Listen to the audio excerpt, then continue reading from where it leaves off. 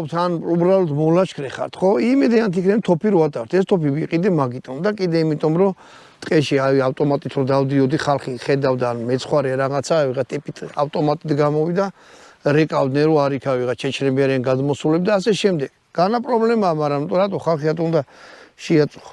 მოკლედ ეს გაჩვენეთ, მაგრამ სხვა რაღაცა მინდა ჩავწერო. აი ესეთი რაღაცა გამომწერმა მოიტანა, ხო გამომწერს ტარების უფლება აქვს, ასე რომ მაგაზე სამართლის დამცველები არ შეწუხდეთ. ქვია კანიკ 55. ხოი, კანიკ 55. ეხლა ეს კანიკი რა არის? ეს არის თურქული პისტოლეტი. აი ესეთ მდგომარეობაში იყიდება, ანუ თავის ეს პისტოლეტი ამოიღო და ერთიც არის მჭიდი მოყვება. შეიძლება იქიდე მე სხვადასხვა ვარიანტები იყოს ამის იარაღის.